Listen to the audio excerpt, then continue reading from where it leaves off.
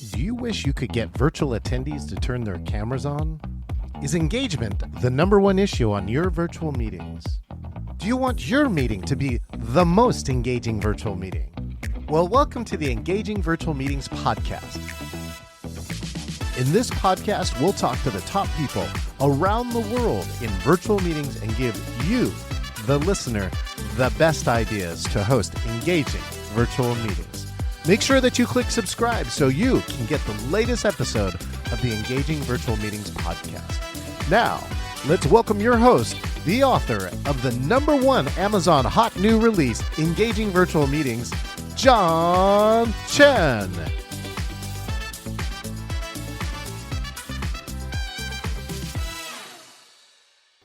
Back-to-back episodes today. I get amazing people that I get to interview and meet. If you are watching this, you are watching the Engaging Virtual Meetings podcast. Hey, make sure and hit the subscribe, share, like, or comment button. And if you actually make some comments or ask a question, we might be able to answer it here on the air. If you want to see more episodes just like this, go to engagingvirtualmeetings.online and see all the episodes, plus a new episode every Wednesday.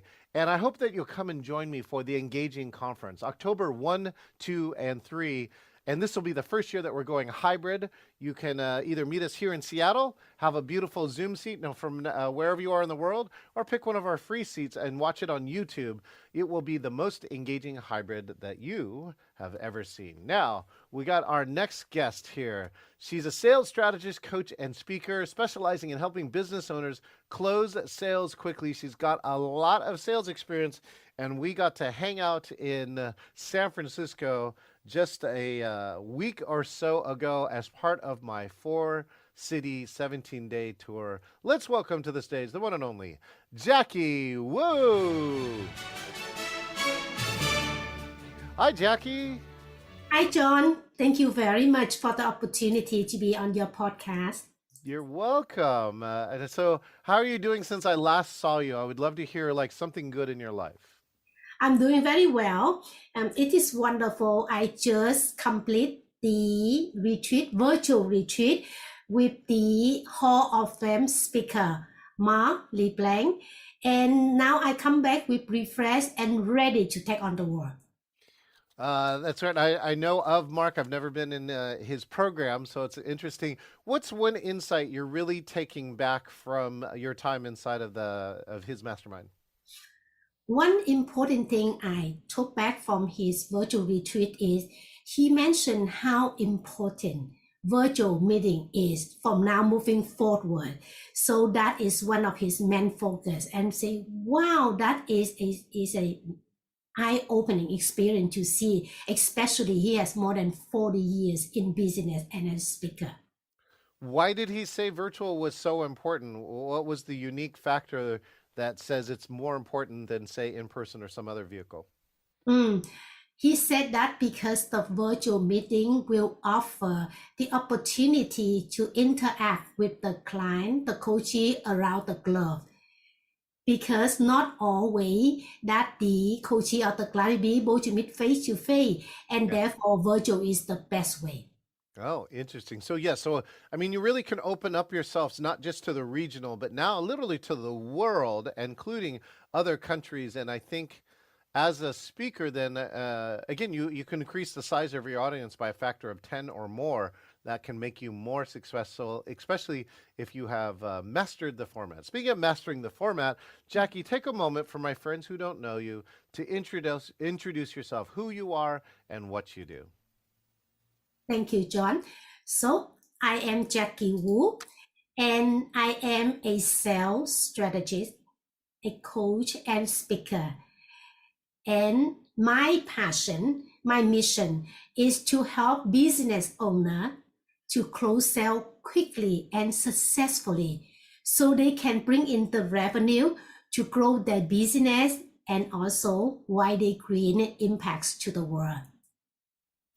Besides that, I am also passionate to empowering individuals to overcome their self-limiting belief so they can build solid, lifelong confidence to achieve their life goal. And because of my over 20 years of experience that I start my career as in Stanford University as human resources.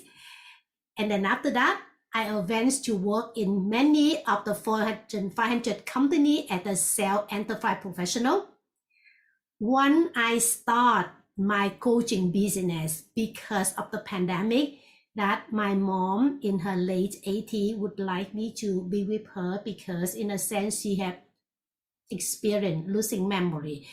And due to my extensive knowledge in the sales cloth, in less than 1 year when I launched my business, I be able to have fully booked business and long waiting list of the client across all continents. And I would not been able to do it without the virtual meeting. Because most of my clients, I would say 99% of my clients are across the world in different continents, different countries, and rarely we meet in person face to face. Therefore, this topic is really close to my heart.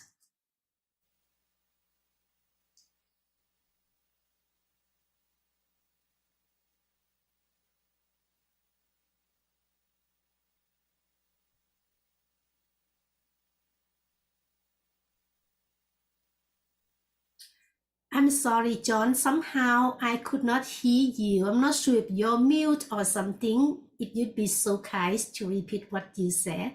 Oh, I just wanted to, make sure and see how much body language that you could actually read off of this. So one of the keys here at that, and those are all the different ways that we can communicate here on virtual. One of the things I was looking for is what has to happen for you when you're like in Mark's program or some other's program. What has to happen for you, for Jackie Wu, to feel engaged inside of a virtual program? One of them is having the mic work.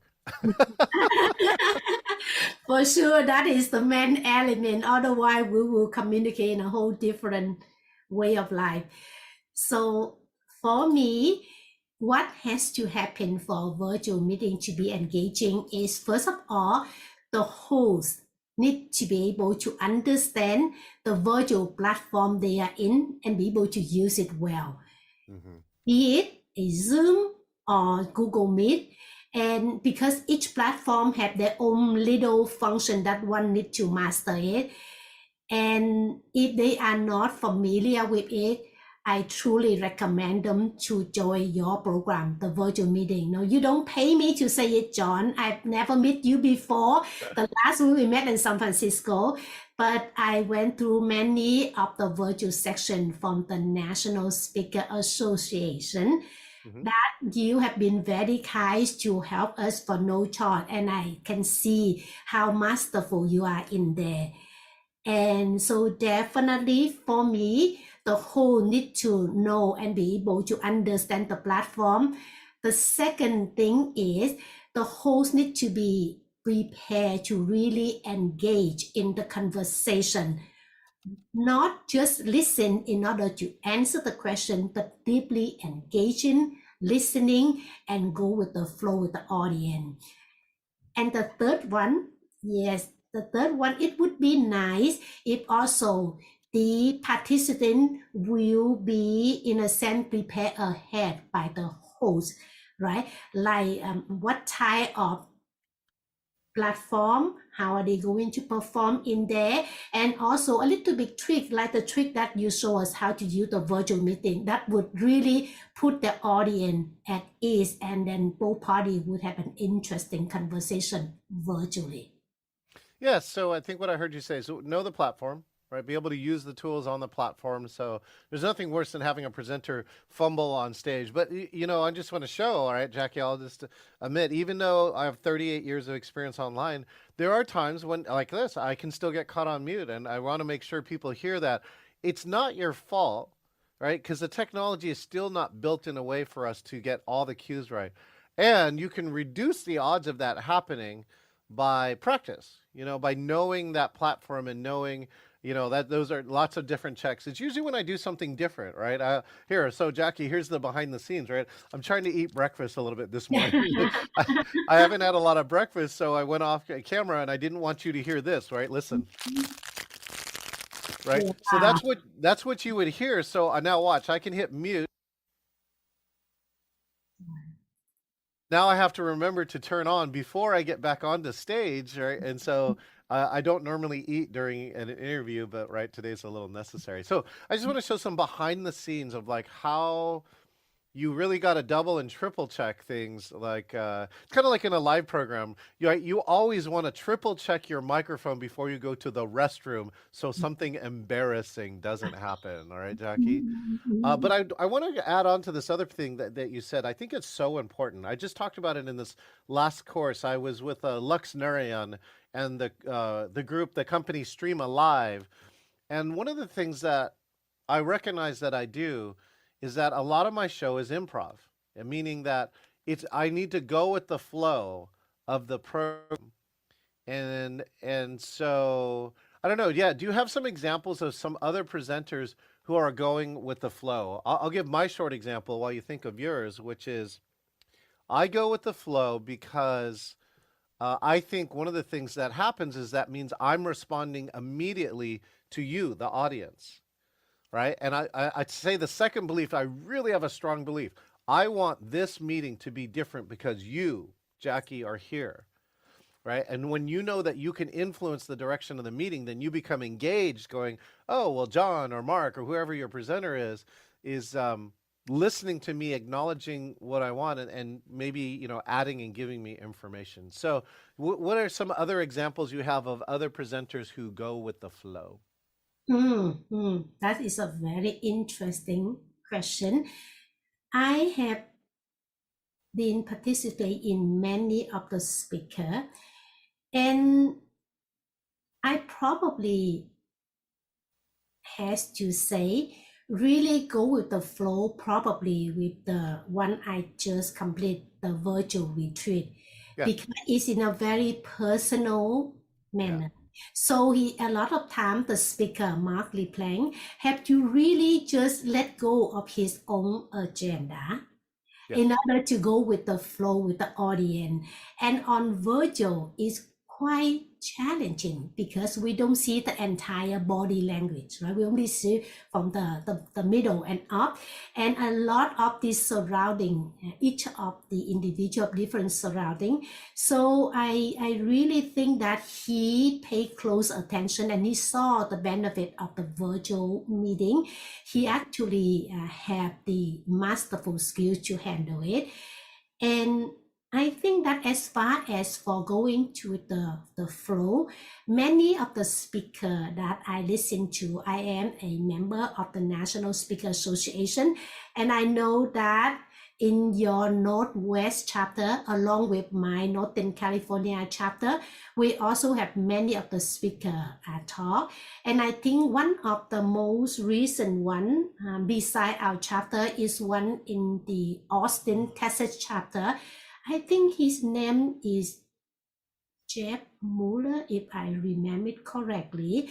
Mhm. He really have a very good virtual stage present. He really engaged, like you, very engaged, and Yes. make the conversation really exciting. And he make it fun, he make it memorable, and he stick to the point. Hmm. So, yeah, one of the things that I had here is like in the go with the flow too. I think you'll find this funny. We had a retreat and it was on a private island called Pangkill. And one of the funny sayings that came out is that it's not about the message, it's about the massage. And Okay. the funny thing that happened, they were like 20 different coaches and business owners. And one, we were so excited when we got on the island that we had to explore everything. And number two is that they had two massage therapists who were on the island, Mm, and they were extraordinary. And so, like everybody just wanted to get a massage. And so, the organizers of their event had to kind of throw out the initial part of their agenda because they came back and says it's not about the message, it's about massage. It's saying they recognize what the needs of what their group are, as opposed to trying to hold people to this agenda that didn't really want to follow. So Mm. I'm curious, in your programs, Jackie, how do you design your programs to engage people and go with the flow? Oh, thank you for the question. And so for me, because of the way that I schedule my program, especially in helping the new and engaging business owner to really quickly to convert the list to become paying client, a lot of time certain of the sale process I am familiar with it, I will have to really take it aside and slow it down. Mm. And then you see, like because of my background, I come from many of the Fortune 500 company, and usually Yeah. our sale revenue is about 42 billion annual sale. So the sale process I'm familiar with very fast, very intense, right? Mhm. And now, when I help the business owner around the globe to build a very first sale process, I have to take into their personality, their strength, their weakness to build the sale process that fit them like a glove. So when they offer their service or products to the consumer, it sounds natural and like offer a gift that they cannot refuse to sign the contract. And because of that, it takes a lot of I have to really go with what my client business owner Yeah. take at that moment and just go with the flow and build it and engage with them very deeply in order to have the good result that they're looking for. Now, you've worked with some big brands, including, I think some of our guests would love to know that you worked with Louis Vuitton. Yes. How is the sales process, or what are some unique aspects of the sales process that you use to sell a high-end brand such as Louis Vuitton? Definitely. Thank you for asking, John. So when I work with the Tiffany Louis Vuitton, the sale process in there is quite traditional at the time, just for the past during the pandemic time. Basically, the sale process is when the client coming into the door, then we introduce the product, ask for the client what that they're looking for. Is that an engagement ring, a piece of jewelry for the anniversary or the special occasion? And from there, then we be able to match what the product, the item that we have for their need. And then after that, be able to educate them on what's the difference between the Tiffany Louis Vuitton brand compared to the other. And after that, we'll be able to close the sale. And for me, when I step into the Tiffany Louis Vuitton world, that process is a bit quite slow for me. Because if we were to take the client from the beginning to the end with so many steps, like about like 10 to 15 steps, usually let's say if a piece of jewelry, the high-end jewelry for 100,000 and up, right? It probably would take the salesperson maybe about at least 2 to like 12 years in order to close that particular opportunity to sell. And so therefore I ask and I get approved to bring in a new sale process. What I do as what you do right now in the virtual meeting, John. I believe that at the beginning, engage with the client deeply, not to educate them, engage with them, get to know what they really want. Do they have a need for it or wants? Because if there's a want, that's not going to be able to get it quickly, right? If there's a need, are they going to be the decision maker for this particular opportunity? And are they going to have the fun at these times to go for it? And that is one of the elements that I help business owners to understand. Is not just go out there and find the lead.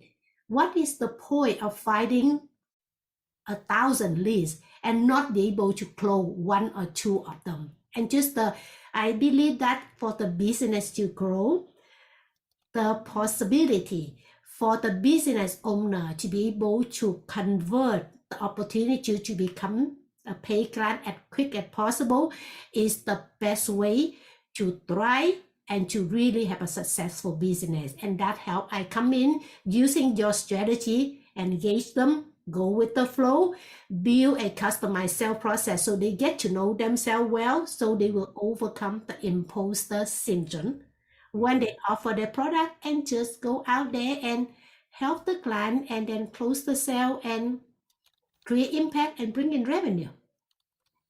Now, it sounds simple, although I think you're saying that a lot of sales processes don't start with the simple question, what do you want? Right? Sometimes they jump into, here are all my features and benefits and blah, blah, blah. And you have no idea how they connect to a client's part. Are you saying that's like one of your core pieces, your core secrets of your success is just taking that time to really understand the problem and then craft a better solution for them? Yeah, that is one of the core, and I believe that the core before that is the business owner. They need to really know their strength and weakness before they step out there to offer their service and the product, because for all business owner, we are not one size fit all, right? Think about it. If I were to go shopping and you Yeah. were to go shopping, we shop in different brand, different size, right? Yeah. Different style. So for the business owner, they serve different client. And so when I coach or mentor my client, the business owner, I always start on what do they passionate about, what do they want to do in their business. Is it to help others to have a better life? Is it going to wrong the mistake in the past that happened to them to make the world a better place? And from there, I will help my client to find out who are their avatar, who are their ideal client. Because if they don't have the right ideal client, then they are not going to resonate. Like you, right, John, in for your program is a virtual meeting. It has to be the prospect enjoy doing meeting virtually. There's Right. no point to go someone that insists to meet in person. Then your service probably would not really resonate with them, right? And then after that, I will help them to build a sales process that based on their strength and their weakness, right? Do they like to meet with the client that in certain demographic, certain age, certain group, certain profession? Where would their client hang out? Are they hanging out in LinkedIn, in Facebook, in some other mean, in a publication? And then also, I will help them to build in a sense, like maybe a 2 minutes of their bio quickly. So when they talk with any stranger, any of the prospect, they be able to convey their message quickly and be able to win other people's heart after they qualify that opportunity. So what do you think is the top strategy that or changes that you're seeing for 2024? You know, if you had to characterize like one trend or strategy that you think is going to be very, very successful in 2024, what would that be for you, Jackie? Hmm. I would think that for the 2024, I think that two strategy actually. One is your strategy engaging, very important. It's not only for 2024, but it has always been, right? Forever. Here and beyond, right? And then that's the first one. And I believe the second one is authenticity is important. We all just got out of the pandemic, not really shake it off, but just got out of it to have the human interaction, not human doing, but human being is important. Get to know your other fellow human being. Sincerely have the heart to help each other for a better way of life. I think that's critical. Connection, right? Mhm. Connection. Mm. Speaking of connection, too, we formed this connection. Jackie was able to help me be one of the early founders of API Plus NSA for Asian Pacific Islander. Plus is for our allies and other people to be included there.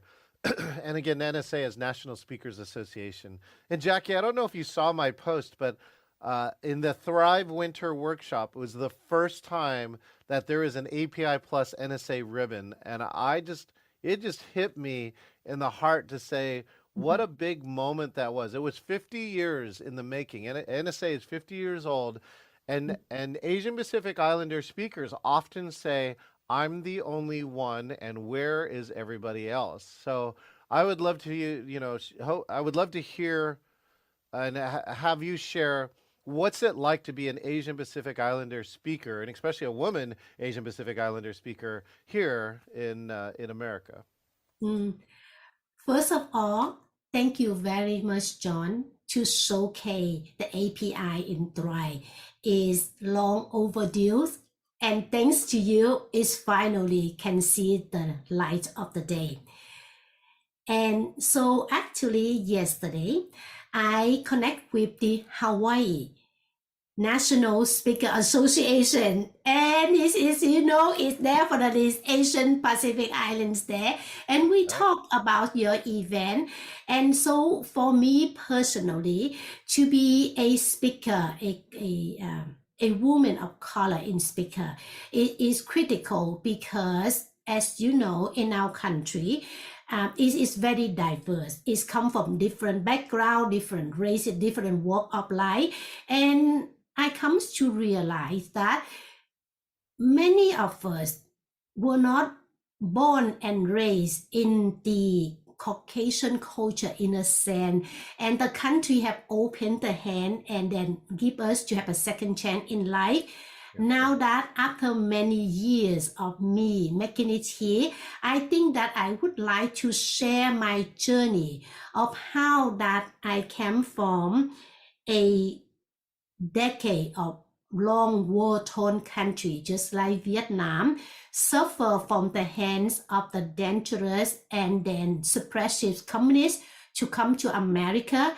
And after 20 years of working non-stop around the clock, I finally make it on the side, have the privilege to work on one of the best university of the world in Stanford University, to Stanford, work with yeah. to work with many of the unique companies, the Fortune 500. It's a journey, so many lessons, so many of the pearl of the wisdom I learned from my mentor. I learned from my friend like you. I learned from many of the people make it, and I would really like to share it and to help others to be able to achieve their goal without having to go through trial, error, disappointment, and suffering. Because I Suffering. truly wish when I first come to this country, more like 30 years ago, somebody extend their hand, then I wouldn't have to suffer of my first 20 years in here. Yeah. And I think 20 more years of happiness is priceless, John. Mm. And therefore, now that I make it, I am on the mission to help others to achieve their dream goal and have 20 more years of happiness sooner than me.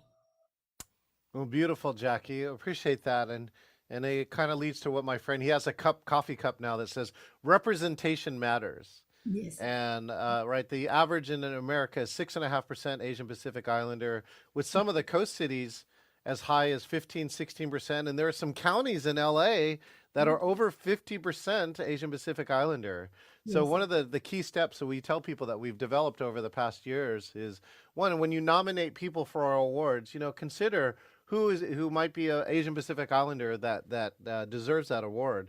And the second one is go through your conference. When you go and you finally get the schedule for a conference, look through the speakers and see, are there, for 100 speakers, are there 6.5 Asian Pacific Islanders or so in there? And if there's zero, speak up and do something. And that's some of the things that we're doing now in terms of that. And what else is that? We actually held that. So at Thrive, I can share with you. Thrive is again the winter conference for National Speakers Association. We had the first API dinner with allies, and it was. And if you didn't see it online too, because we had so many people, like this is what happens when you work together, Jackie. Is that we got the large 82-piece sushi boat. It was Wow. enormous, That's and it was amazing. Yes, yes, yes. I want to give a shout out to TK who like repeatedly had to tell me, she goes, Don, I'm so glad you organized this because TK, although she's one of our Caucasian allies, said that her husband doesn't really eat fish, so she only gets to go out to sushi every so often. And so she looked at this one case, and of course, she said, I would never be able to order an 82-piece sushi boat, and that she just enjoyed the night so much, and we got a chance to all get to know each other. And what was funny too, I wish you were there, Jackie, because I made the prompt. Since Thrive is often a workshop where speakers work on their business, every single person shared who they are, what do they do, and what was one of their what's a sales or marketing tip that worked for them. And I think you would have loved all the stories with all your sales piece inside of there. Let's take a moment to look at the future, Jackie. So, what do you think is the future of selling on virtual? I'd love to hear, like, where do you think we're going to be like 10 or 20 years from now as people learn how to sell more on virtual? Yes, I think that is it critical to sell on virtual because as you know, our customer now is across the globe in different continents. Usually it's very hard for people get together face to face, right? Selling virtual give us not only the opportunity to reach the client internationally, but help us to really provides the service to the people with all walk of life, right? Yeah. Internet will be accessible easier in many countries. And I know that we in North America, in a sense, we live in privileged world, right? Travel is easy, we can go. But for many countries, travel is not that accessible. It's sometimes it is restricted by the government also, right? Mm. So selling virtual is one of the way that just penetrate everything, make it free for us to join. And then also it is one of the most cost effective engaging way for people to build connection Yeah. because if people have to have face-to-face meeting, we really lost a big jump of really from the selling perspective. Beautiful. All right. Well, we have the what we affectionately call the speed round here. So, Jackie, I know you love to be very thoughtful, and we're going to give you a number of questions where I'd love for you to just answer them with the first thing that comes to your mind. Are you ready? Yes, Favorite food? Thai food. Ooh, very good. Favorite restaurant you've ever eaten at? I have to say the Thai Ron restaurant in Fremont City, the Oh, number yeah. one in the world for me. I haven't been there, so I hope you'll take me there. Next time you come to Silicon Valley, I take you there. Okay. Favorite country outside of the United States? Switzerland. Switzerland. Oh, why Switzerland? I traveled there various times and I love the way of life. It is very peaceful, it's beautiful, it's green, and the people are very polite and helpful to the tourists. Beautiful. Favorite Asian Pacific Islander, famous person or leader? Ooh, that's hard to answer, John. Oh, I go am ahead. going to be subjective. I came from Hawaii, Yeah. and I think Hawaii is the best there is. Well, that's certainly a leader in the best place in the world. Okay, favorite dancer. Favorite dancer? So many of them. I would have a hard time to choose, John. So if I can pass that because I have many of my favorite. How about favorite style of dance? Maybe popular or traditional? Do you have a favorite style of dance? Um, I am more into classical. Yeah. So I like probably one of the dance I would say again is the Hawaiian hula dance. It's just my Oh, homeland and I love it. yeah. So There's a lot to love about hula. So expressive. Okay, your favorite speaker that is not you. my favorite speaker, that's not me. I would say that is President Obama. Oh, yeah, he's great. One of the greatest orators of all time. Mhm. Favorite book that you've read? Favorite book that I read. is the biography of Steve Jobs, the founder of Apple. Somebody just held it up in my last meeting. That's how good it is. That's great. Yep. What's your wish for 2024? That everyone would have a fulfilling career and life because life is too short to not live that way. Oh, well, thank you, Jackie. You know, if you could get people to remember one thing, Jackie, from this interview, what would that be? That would be engaging for sure. Engage. That's right. Ready? Wait, I have this here. Wait, watch this. This is Captain Kirk saying, or Captain Picard saying engage. And now look, we can warp somewhere. Yeah, definitely, right? With the speed of 10, right? Just like warp 10. Exactly. Well, Jackie, thank you so much for joining me and sharing some of your really valuable sales knowledge. If you want to increase sales, look Jackie up at treasurelifesjourney.com. Jackie, thank you so much for being on the show. Thank you very much, John. Appreciate it. Outstanding. Thank you so much, Jackie. You know, one thing to learn from Jackie is connect. Think about how you can engage with your clients, whoever they are. Find out what they really want. And then find out how to get them that solution, even if it's not you. I'm John Chen. I'm here on the Engaging Virtual Meetings podcast. Make sure and subscribe, share, like, or comment if you're watching us. Shout out to Philip Jones of Lakewood Media and Training Magazine. Philip, thank you always for your support. You want more podcasting? Go to engagingvirtualmeetings.online. Subscribe on any of the 13 platforms where you love to listen to podcasts. And I hope to see you at the Engaging Conference, October 1, 2, and 3 in 2024. This will be the first year we're going hybrid. You can come meet us in person here in Seattle, tune in on Zoom, or check out one of our free tickets on our YouTube channel, because we just are on a mission to get all of our meetings, whether they are virtual, hybrid, or in person, to be engaging. Thank you again, Jackie Wu, and we look forward to seeing you next time. This is John Chen, the author of the Amazon #1 hot new release, Engaging Virtual Meetings. I personally want to say thank you for listening to the Engaging Virtual Meetings podcast. It is my passion to help you eliminate bad virtual meetings. Make sure that you click subscribe so that you can get the latest episode of the Engaging Virtual Meetings podcast with all of the latest ideas. Hey, I want to meet you. If you want to talk about a virtual meeting challenge, or if you want to be the next guest on the Engaging Virtual Meetings podcast, just go to engagingvirtualmeetings.com/meet. That's engagingvirtualmeetings.com/meet, MEET, and find your best time to meet up. Thank you, and I look forward to engaging with you online.